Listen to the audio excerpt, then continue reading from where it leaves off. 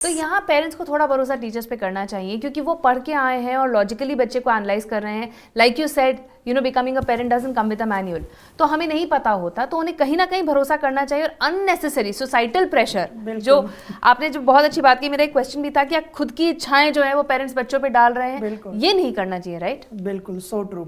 आजकल तो टेक्नोलॉजी इतनी एडवांस हो गई है, साइंस इतना डेवलप हो चुका है, जैसा कि मैम ने बोला DMIT टेस्ट, उससे हम बहुत इजीली पता कर सकते हैं कि हमारा बच्चा किस चीज में अच्छा है। फॉर एग्जांपल, मैंने रिसेंटली कराया अपनी डॉटर का।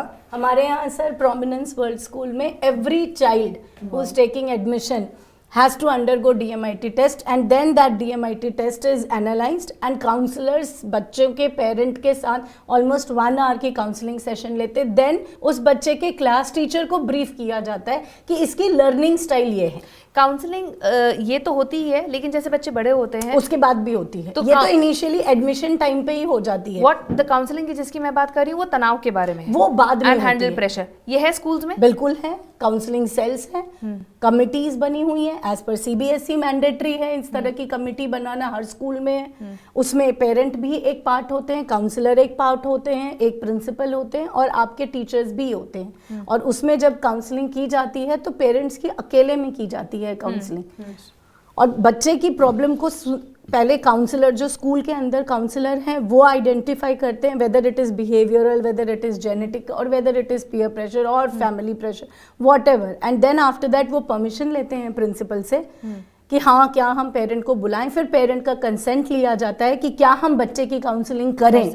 Okay. जब वो रिटर्न कंसेंट दे देते हैं, तब उसके बाद उस बच्चे की काउंसलिंग होती है और उस काउंसलिंग रिपोर्ट को पेरेंट्स के साथ वीकली बेसिस पे शेयर किया जाता है। और इसका इफेक्ट आता है, क्योंकि बच्चों में एंगर इश्यूज बहुत ज़्यादा, यंग एज की बात कर रही हूँ मैं, 7 साल 8 साल के बच्चों की बात कर रही हूँ। एंगर इश्यूज बहुत ज़्यादा हैं, सिबलिंग राइवरली बहुत ज़्यादा है, जो कि पहले सिबलिंग राइवरली थी, लेकिन 3-4 भाई बहन थे तो क्या फर्क पड़ता है, खेलने में ही बीत जाती थी सिबलिंग राइवरली, लड़ते झगड़ते। आजकल फ्लैट में बंद है, बड़ा भाई है, छोटी बहन हुई है या छोटा सिबलिंग हुआ है, उसके साथ राइवरली टू द एक्सटेंड है कि अटेंशन के लिए कुछ भी कर सकता है बच्चा। काउंसलिंग कितनी इंपॉर्टेंट है फॉर पेरेंट्स ऑल्सो, क्योंकि स्कूल में तो होती है, ग्रुप में होती है, और पेरेंट्स क्या सोचते हैं, हम ही बात कर लेंगे, या मैं नहीं कर पाई तो हस्बैंड कर लेंगे, हस्बैंड नहीं कर पाई तो वाइफ कर लेगी।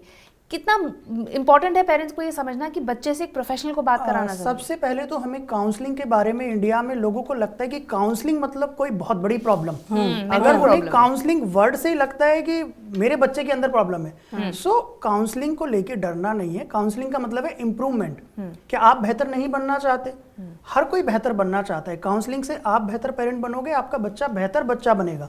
उसमें कोई प्रॉब्लम वाली बात नहीं है, आपका बच्चा खराब नहीं है, सिर्फ उसको बेहतर बनाया जा रहा है। सो अगर ज़रूरत है, मेंटल हेल्थ को सीरियसली लिया जाए और काउंसलिंग कराई जाए, क्योंकि आजकल मेंटल हेल्थ इशू, एक सर्वे हुआ था, मैं आपको ऑनेस्टली बताऊं, हर बच्चा 12th, इंडिया में जितने भी बच्चे हैं और वो 12th तक जाते जाते 80% बच्चे कहीं ना कहीं एंजाइटी या मेंटल स्ट्रेस झेलते हैं। आप सोचो, हर 10 में से 8 बच्चे, और हम लोग इसे बिल्कुल सीरियसली नहीं ले रहे। बिल्कुल बहुत बड़ा इशू है। आने वाले टाइम में बच्चे सेल्फ हार्म कर रहे हैं, और ये सब कहाँ से होता है? ये सब होता है, इसका रूट कोज आपका पेरेंटिंग स्टाइल। तो अगर पेरेंट थोड़े अवेयर हो जाएं और इनिशियल ईयर्स में ही पेरेंटिंग सीख लें, बुक्स पढ़ लें अच्छी, किसी के कोर्सेज ले लें, पॉडकास्ट देख लें, इतना आजकल फ्री रिसोर्स है, थोड़ा सा टाइम निकालें अपने बच्चे के लिए। हम ऑफिस के लिए, अपनी सैलरी को इंक्रीज करने के लिए, अपने फ्रेंड्स के लिए, मूवीज के लिए इतना टाइम निकालते हैं, क्या हम अपने बच्चे की लाइफ के लिए 2 घंटे नहीं निकाल सकते? मैं बहुत सिंपल एग्जांपल आपके साथ शेयर करना चाहूँगा। आज आप यहाँ पे हैं तो आपने कितने साल पढ़ाई की है अपने जॉब के लिए? 18 या 20 साल। और इस जॉब में आप कितने साल की एज में रिटायर हो जाएंगे? 60 साल। पेरेंटिंग की जॉब में क्या आप कभी रिटायर हो पाएंगे? नहीं। आप एक बार अगर पेरेंट बन गए तो कभी रिटायर नहीं हो सकते।